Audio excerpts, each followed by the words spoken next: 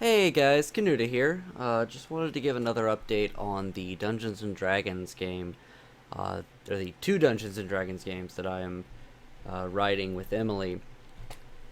The Hell one we still haven't started on. We're gonna be going through the entirety of Kingmaker first, and then we will get to the Hell campaign.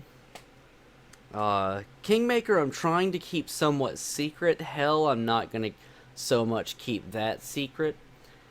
Um, so Kingmaker, unfortunately, I can't give a whole lot of description for, but what I can do is give a more detailed description of the music rules, which I think are really interesting. I think we've done a good job with with making these instruments, with figuring out what they can do.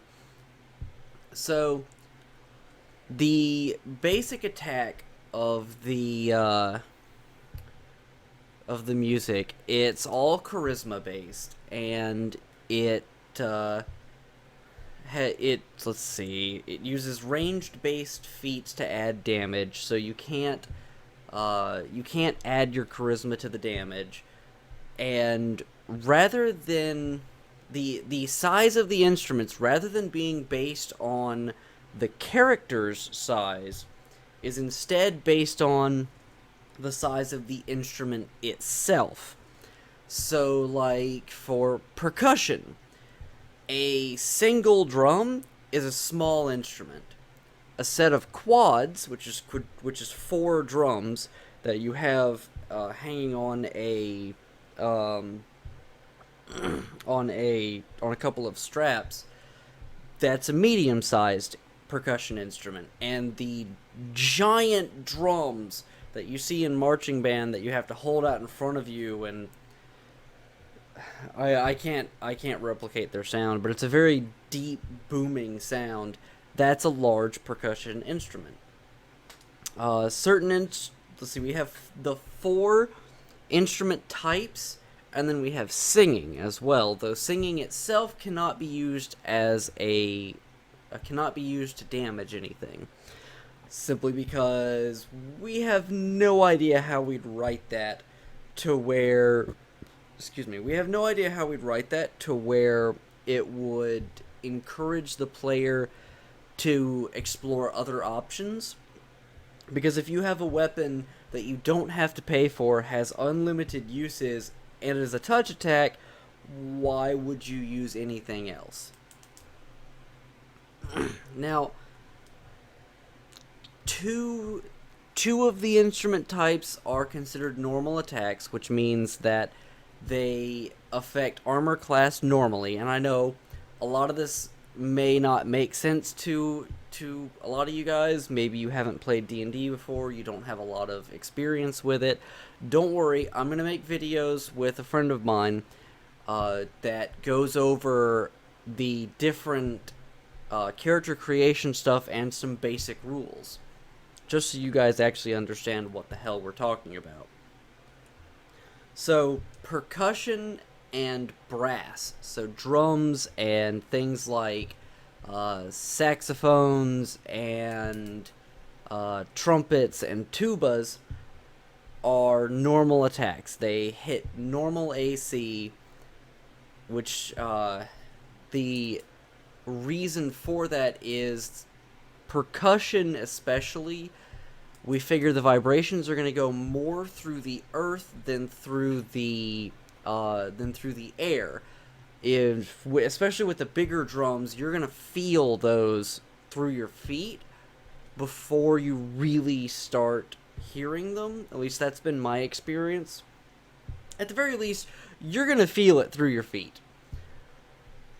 So we figured those would be normal attacks, and it's also just partially balancing. They're normal attacks, which means they hit normal AC. I've said that like 4 times now, and I apologize for repeating myself. I'm all over the place.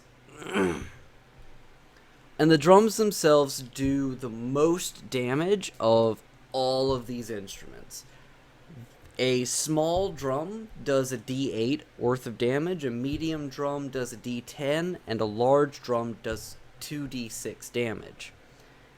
And a little side explanation for those of you that have no idea what any of that means. D8 refers to the number of sides on the die. The D itself obviously refers to a die. And then, so if I say a D8, that means it's a 8-sided die. And if I say 2D6, that means it's 2 6-sided dice. Now, the woodwind and string instruments, they do significantly less damage than the drum or the brass. And the reason for that is they are touch attacks. They do not hit normal AC. In fact, they ignore armor completely. Now, as I said before, their damage is very low. A small woodwind does a d4 worth of damage. A medium woodwind does a d6, and a large does a d10, which I may take that down to a d8, actually. In fact, I'm going to do that right now while I'm thinking about it. And as for strings, they're largely the same. It's just that a large string does 2d4 damage, and the reason I allowed that to have a higher minimum damage is when I think of a large stringed instrument, I think of cellos and even larger instruments. Honestly, I have no idea what a harp would be. I think it counts as a stringed instrument. But there's also different sizes of harps, which give them different sounds. But anyway, each type of instrument also buffs specific types of spells, like percussion buffs earth spells, woodwind buffs wind, strings buff water and electricity, and brass buffs fire. Each one also has a specific number of uses, and before you have to replace a specific item about the on the instrument itself. The magic that infuses them and allows them to cause damage tends to use up certain components of the instruments very quickly. Now, as well as being able to buff spells, the bard or the person or people in the band that are playing the instruments can cause different things to happen as well. Say there is a torch in a hallway. Well, a bard with a brass instrument can make a perform check to shape that fire into something new. Now, they can't extend that fire out. They can't elongate the fire. They have to use exactly the amount of fire that is being generated by that torch and nothing more. But they can shape the fire on that torch however they would like. Maybe it turns into a skull as an enemy is approaching and freaks the enemy out. Or later on, or actually no, with those perform checks, they can also make a much harder perform check to actually extend the fire. Using a torch to block off an entire section of hallway with fire would be one hell of a check, but would be possible. Finally, and these are all guidelines, these are not set actions like this is all that instrument can do. No, these rules are actually specifically left vague so that the players will suggest things, and the DMs will simply decide how difficult it would be for them to do that. Now, of course, some things are impossible, such as a brass instrument cannot create fire. It can't. You could get an entire orchestra of brass instruments and they would never be able to create fire with their instruments. and very powerful reality bending effects do require an entire band, which is at least two of each instrument type and a singer in order to even attempt them. The DCs for them are massive, though. These are just some of the basic rules for the music. Once I actually have time to, as you guys have noticed, I tend to ramble a lot when I haven't typed out a script and figured out exactly what I want to say beforehand. I just kind of jumped into this. So once I am able to better explain how the rules for music works, and I figured out exactly what I want to say, I'll make another video that explains these rules in more detail. And just a last little bit of update. We've been working a lot on a couple of different things. Emily is working on an optional area in the Stolen Lands that contains a haunted house. She is actually planning that out entirely by herself. She's planning the story. She is sending the information to me so that I can look it over, see if some things make sense, see what doesn't make sense, and just not so much give her a nudge in the right direction, but just say, hey, okay, this looks good, this doesn't make a whole lot of sense, I think you need to change it.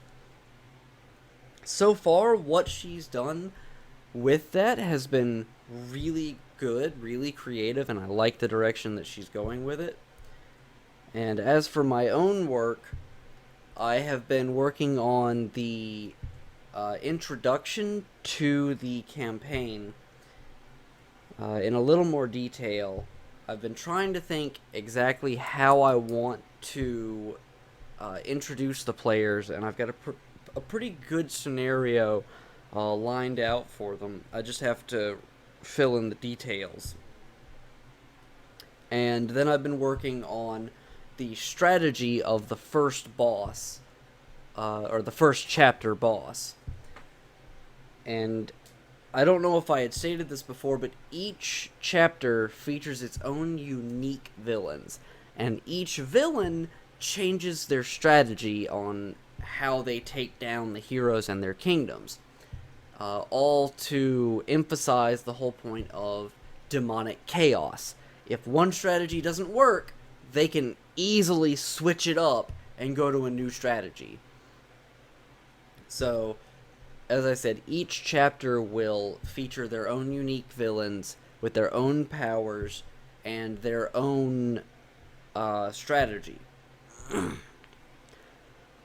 Unfortunately, I can't give too much away. As I said, Kingmaker, I'm trying to keep secret. I don't want to give away anything, really. I don't want to give away anything that I don't have to. But I can tell you that much. I can tell you that things are going to be really interesting, and there is going to be a twist involving both campaigns, and I'll actually go ahead and say that now. The campaigns are going to play off of one another.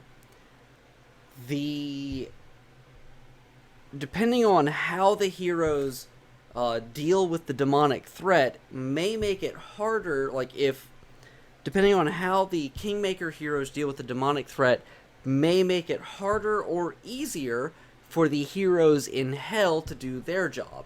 And depending on how the heroes in Hell do their job, the demonic threat may become lessened for Kingmaker. I may actually change that, though, as time goes by, and just make it where the Kingmaker heroes can help out the Hell heroes in order to make that campaign just a little bit easier on the Hell heroes, because that's going to be a bitch to plan out, because I have no idea how the hell I'm going to do that, how I'm going to balance everything out. Anyway, I hope you guys are having a good night, and I will see you in the next video. Thanks, guys. Bye-bye.